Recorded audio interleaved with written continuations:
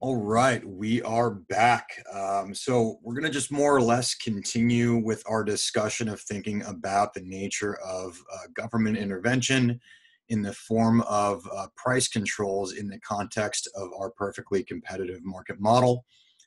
Today, the type of price control we are going to consider are taxes.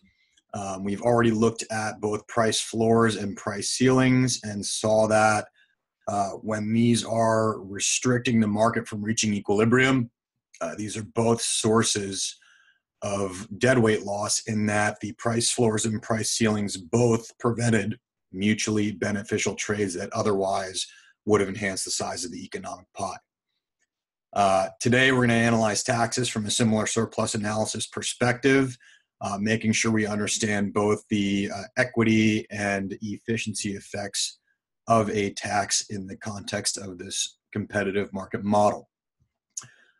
So, taxes. Basically, the government levies taxes for three main reasons. First and foremost, the government taxes things in order to raise revenue for government projects, for the example, for funding public goods, infrastructure, education.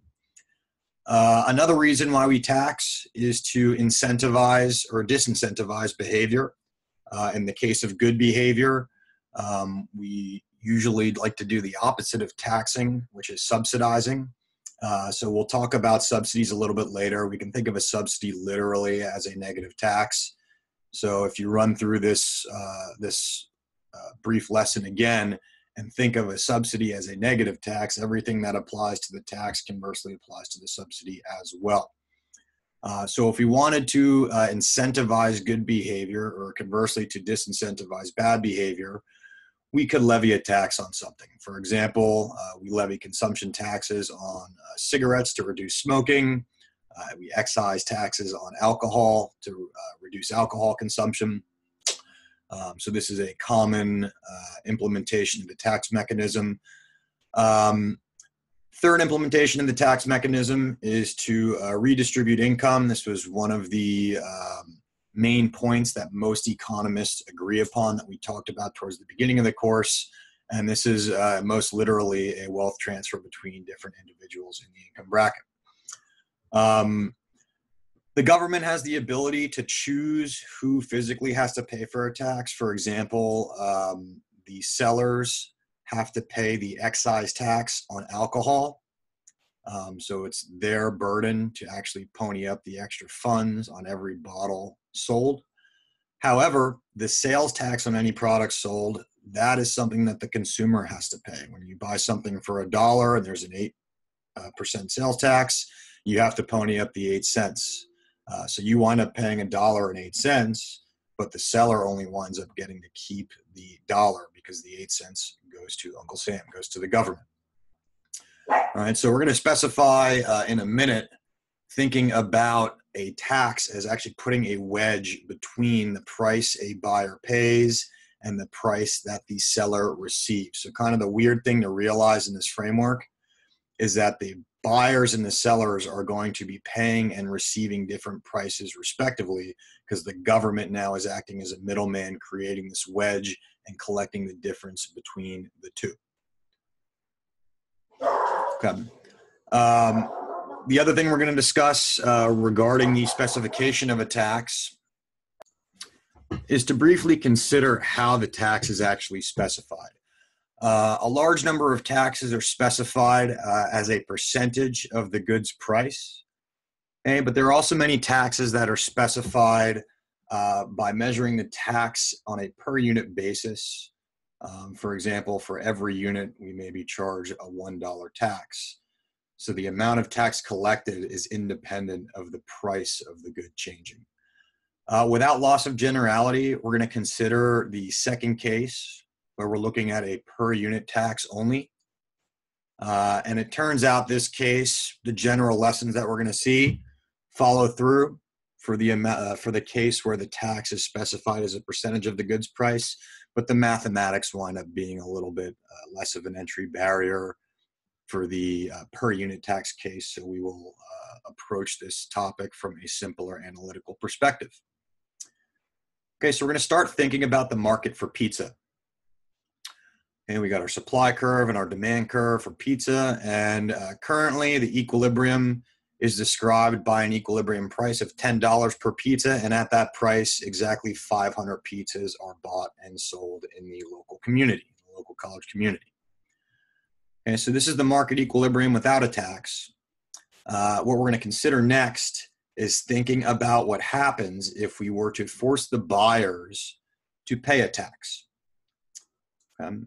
And we're going to consider here specifically the effects of a $1.50 tax per pizza levied on the buyers.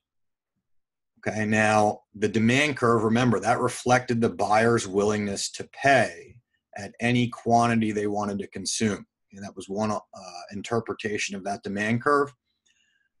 So if we're going to force the buyers to now pay $1.50 more than whatever the market price is, what this means is that in order for them to want to buy the same amount of pizza, okay, if I was still going to buy the same amount of pizza, but now I'm forced to pay an extra $1.50, okay, the amount I'm willing to pay for the same amount of pizza is going to go down by exactly the amount I am being charged in the tax.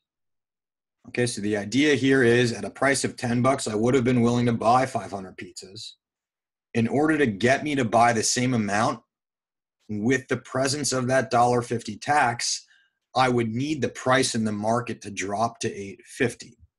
And that would be true regardless of how many pizzas I was really purchasing. This is true at all quantities demanded.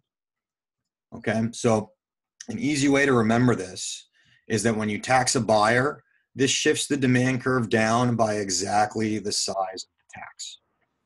Our willingness to pay for the same amount is now lower. How much lower? By exactly the amount that we're being forced to pay from the tax. Okay, so in order to analyze the effects of the tax, all we have to do is apply our knowledge of using that three-step predictive process, and we're going to move from the old equilibrium point to the new equilibrium point.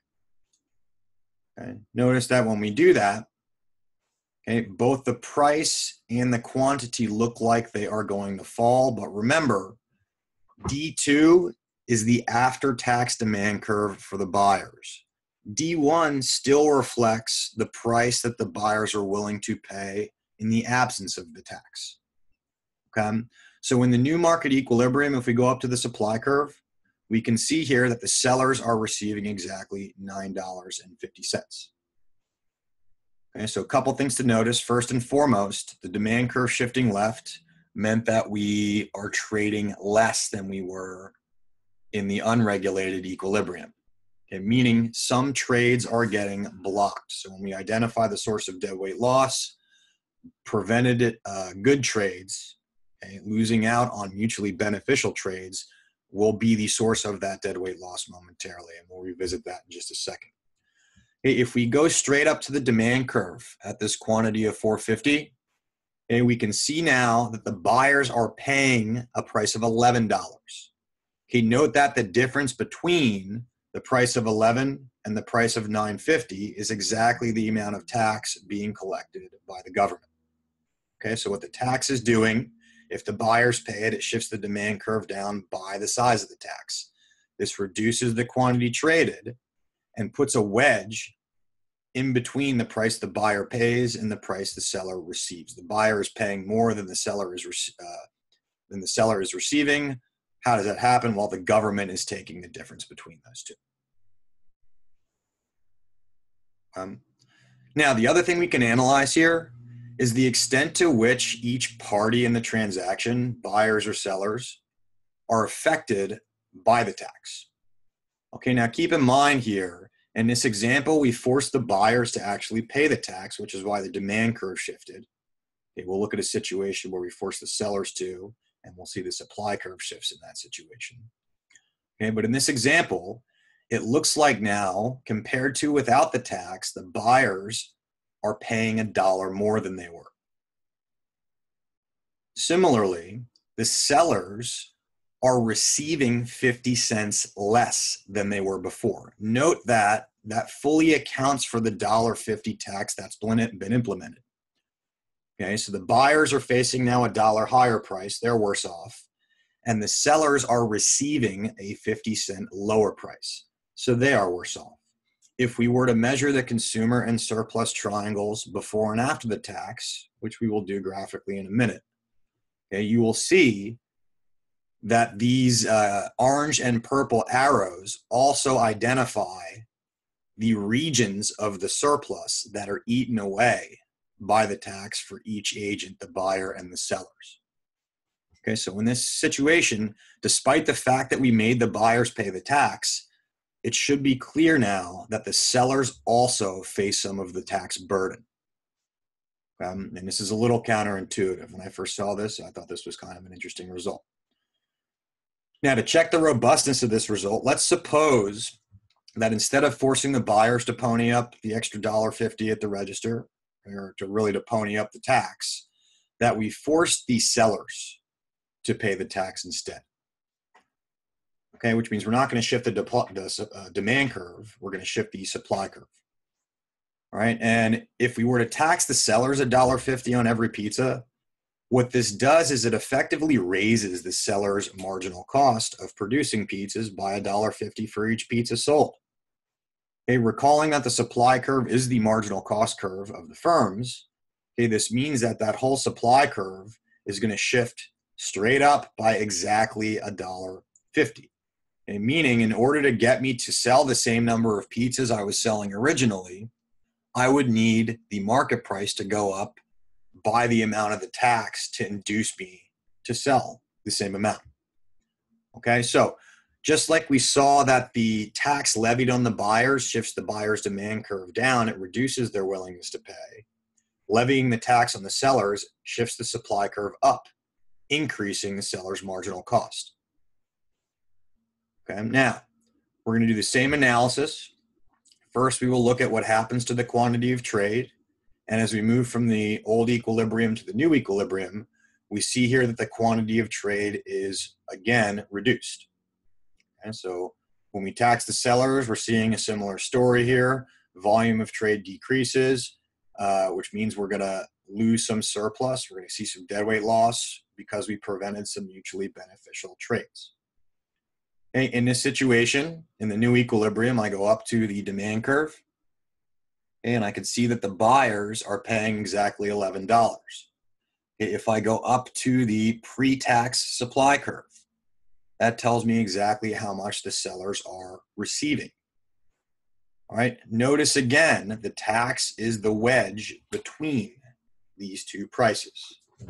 Now, the other thing you might have noticed is that this market outcome is actually exactly the same as what we observed in the last slide when we had levied the tax on the buyers and we forced the buyers to pay.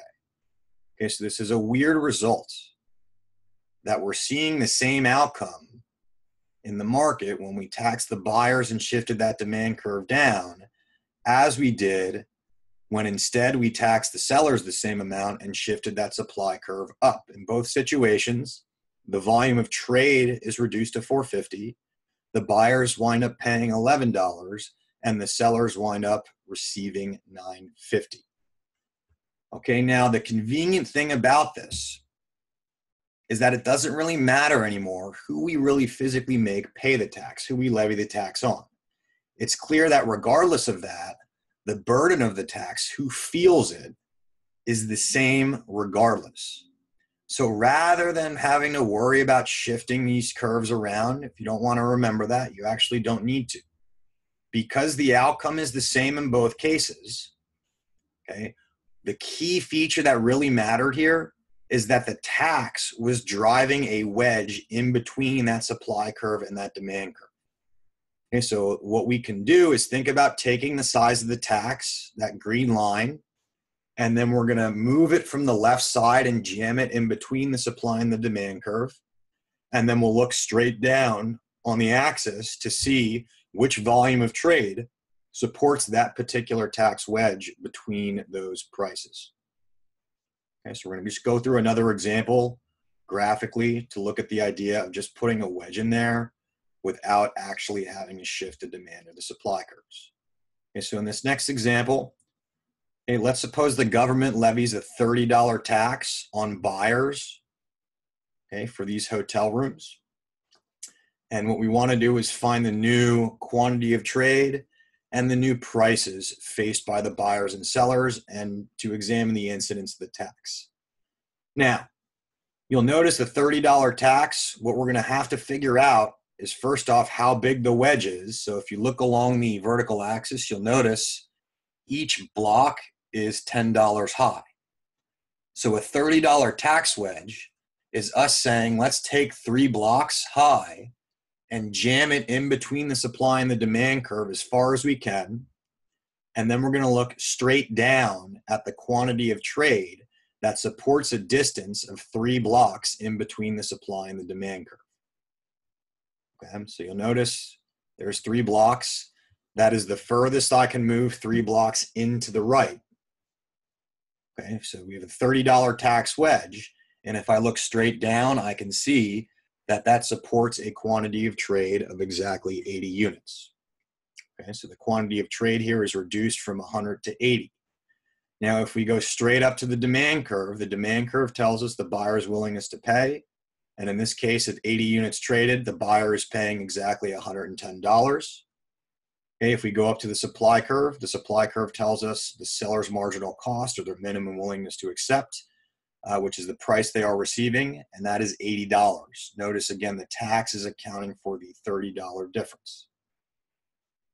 Okay, now, in terms of the incidence, buyers would have been paying $100 without the tax in the old equilibrium. Now they're paying $10 more, $110. So the buyers are facing only $10 of the $30 tax, even though we made them buy it, or we made them pay it, rather. Okay, the sellers, on the other hand, were receiving $100 in equilibrium, but now are receiving $20 less.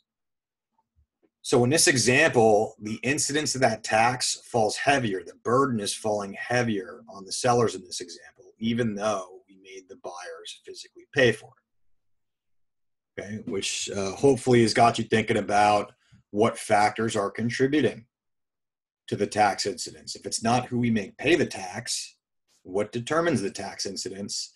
And the key feature turns out to have to do really critically with the elasticities of demand and supply, or the relative slopes of these two curves. Okay, so the first case we're going to look at is where the supply is a little bit flatter than the demand curve, okay, where the supply is more elastic. So there's a pretty steep demand curve. Here's a flatter supply curve. Okay, and our old equilibrium is the price with no tax in place. If we were to put in a tax wedge in between those, okay, we can see here that it looks like the sellers in this case are only going to face a very small incidence of the tax, but the buyers wind up taking the larger incidence. Okay, and we should be able to relate this back to the elasticity. So who paid the larger share here of the burden? Well, the buyers did, and the buyers had the less elastic curve, the steeper curve. Okay, so it looks like the rule of thumb here is if you have the steeper curve, if you have the less elastic market response, then you are going to feel the pain of that tax more. Okay, the intuition is if someone is more elastic, if the seller is more elastic, then when things get bad for them, they respond by getting out of the market. Okay, they can leave because they are elastic, they are flexible. So when the tax comes and it causes both the buyer and the seller pain, if the seller is more responsive than the buyer is, the seller stops selling and leaves the market, and they can avoid some of this pain. Okay, the buyer is not able to do that as well because they have a less elastic demand. They are less price responsive, and hence are at the mercy of the incidence of the tax more so.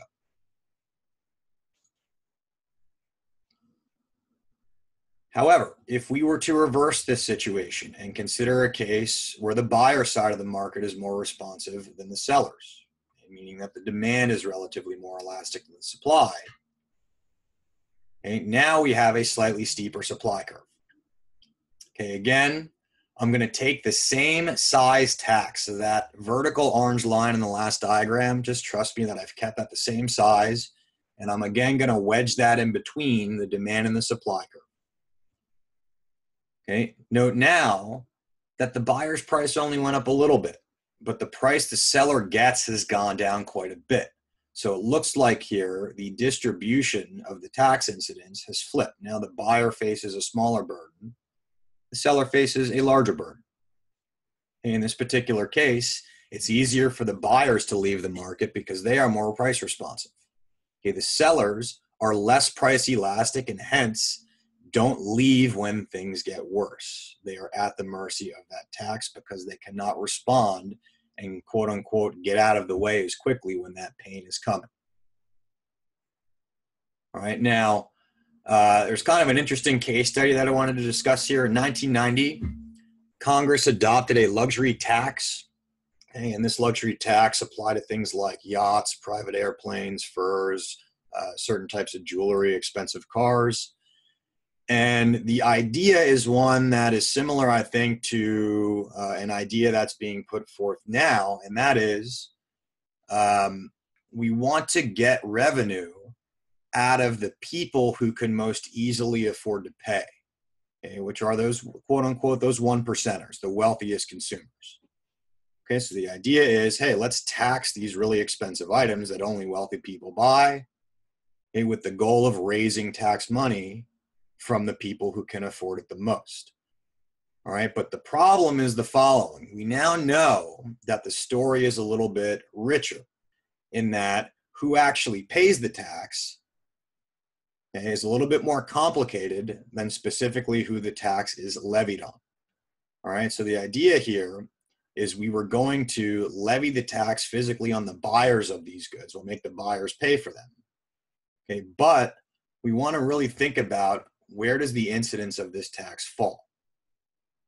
Okay, now the demand for yachts, remember yachts is a luxury good. It's more of a want, not a necessity. So the demand is pretty flat. It's pretty price elastic. The supply of yachts, on the other hand, is fairly inelastic. It's very difficult day to day to produce a whole nother giant ship, to produce a whole nother yacht. Okay, so in the long run, it's easier for firms to produce more yachts, but in the short run, not a lot of time goes by. Supply is really inelastic.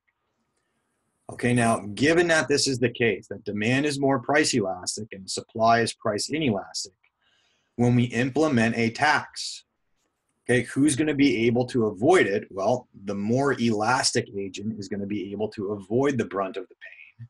And in that case, that's actually the buyer. Okay, meaning the buyer is going to wind up paying a smaller share of the tax burden, facing a smaller share of that incidence than the seller does. Okay, note that the entire point of this policy, though, was to make sure that we were raising the revenue from the people that could afford it the most, which was these wealthy buyers of these goods. Okay, the problem here again is that there is a serious unintended consequence from the nature of our intervention with this type of tax regulation in this industry. We were trying to raise tax revenue from one party and instead wound up really creating a larger tax burden for exactly the folks that we did not want to. Okay, the suppliers of the yachts are not necessarily the rich folks. Okay, they could be your blue-collar workers working to supply these yachts. They were not the ones that we wanted to be paying this type of tax. Okay, so something to be cognizant of. All right, now, in terms of the general distributional effects of the tax, okay, we're going to do this how we did in class by accounting for all the pieces of the economic pie in the absence of any regulation and then in the presence of the binding regulation. So here we go. So first we'll consider the equilibrium in the absence of any tax. Okay, and we will juxtapose this, we'll compare this to the allocation when there is a tax wedge of capital T dollars. So I'm taking that red line and I'm jamming it in between the supply and the demand curve. Doesn't matter if we're taxing the buyer, doesn't matter if we're taxing the seller. Okay, either case, the resulting allocation is going to be the same. So we can see buyers now pay a higher price, sellers receive a lower price, and the quantity traded falls. Okay, now let's label some areas here. And before we do that, let's just be clear. We have another agent operating in the market now, not just buyers and sellers, but we have the government. Okay, meaning in our efforts to account for all the total surplus pieces of the economic pie, we now also have to count the government's piece. Okay, and the government's piece is the amount of revenue that is collected in the market. Okay, that is what the government gets to keep. And our assumption for now is going to be that because the government uses this revenue for productive purposes, we're going to treat that like a positive piece of pie. Okay, if the government just took the tax revenue and threw it in the ocean or used it to kill all its people, then we wouldn't think of that government revenue as a positive piece of economic pie, as generating net benefits for society. Okay, so the overall effects of the tax. And in order to think about this, we're going to apply our standard welfare analysis, thinking about the consumer surplus, the producer surplus, and also the government's piece.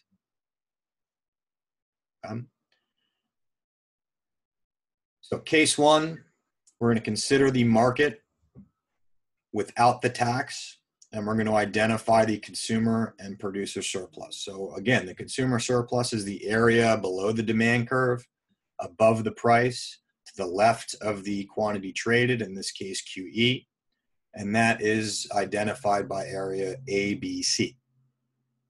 Okay, the producer surplus is the area below the price that the sellers receive, above the supply curve, to the left of the quantity that they sell, and in this case, that is area DEF. Note, if there's no tax, there is no government piece of pie to account for here.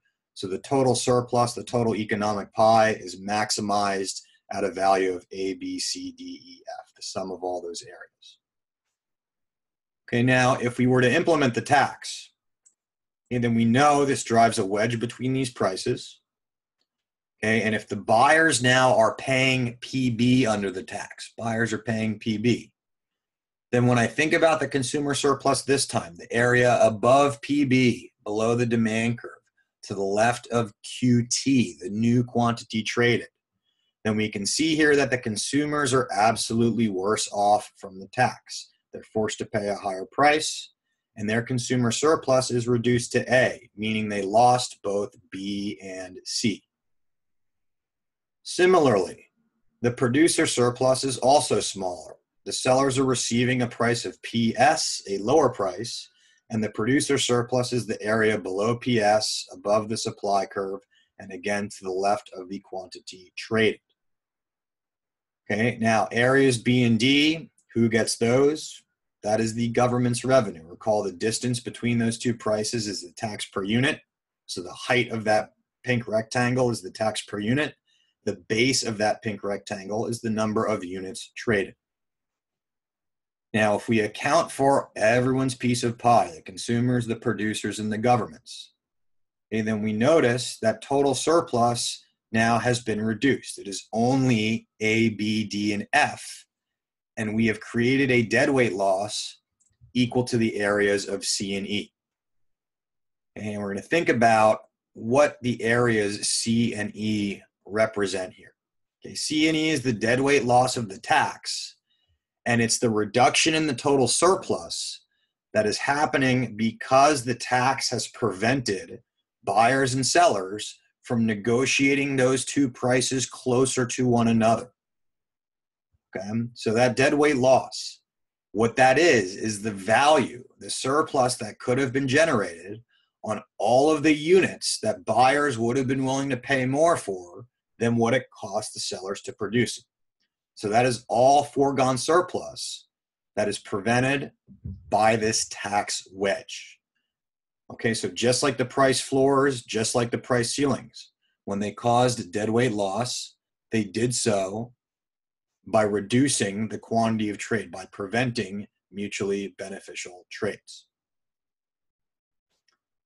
Okay, so we're going to go through one more exercise here. Here we have the market for airplane tickets, very generic, not a specific route, just airplane tickets. and we're going to compute the consumer surplus, producer surplus, and total surplus without the tax. Then we'll consider the case of a $100 tax per ticket. Again, we're not going to worry about who's paying it, because regardless of who pays it, everybody feels it, and the extent to which people feel it is a function of their relative elasticity. Okay, so situation A, okay, in equilibrium, the market price is 200 and the quantity sold is 100.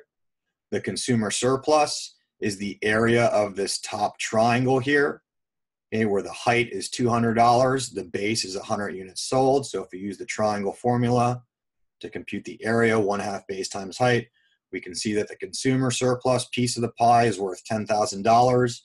And similarly, so is the producer surplus, for a total surplus of $20,000.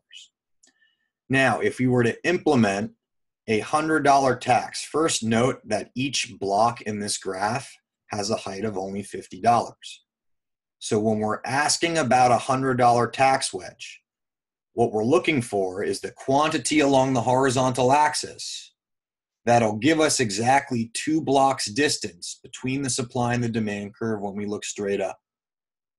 Okay, so notice that happens at a quantity of trade of exactly 75 units. At 75 units traded, there's exactly a $100 difference between the price the buyers pay and the price the sellers receive. Okay, and we can again do our surplus analysis. So note that the consumer surplus has gotten smaller, only $5,625. Producer surplus has also been reduced. Okay, the government is taking a big chunk of pie here. The government is taking $7,500. Now note that in the government's effort to take a piece of the pie, what they have done is they have caused the pie to shrink as a result.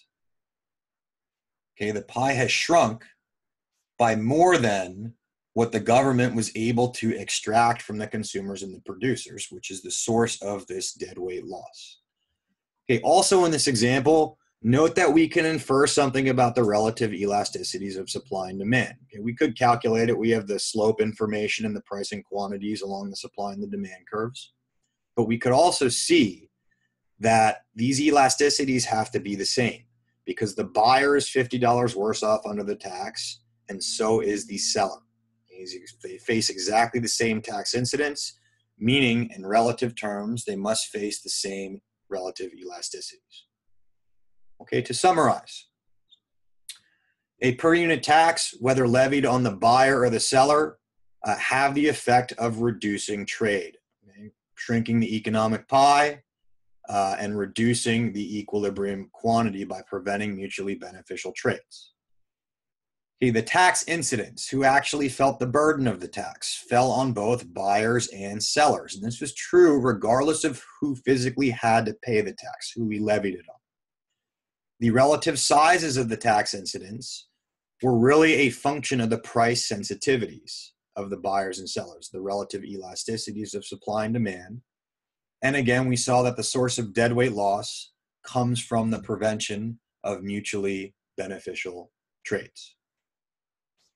Thank you for joining. More to come on taxes and subsidies. We're going to go through probably an analytical example using some algebra in the next set of videos. So I hope you enjoy, and I will see you soon.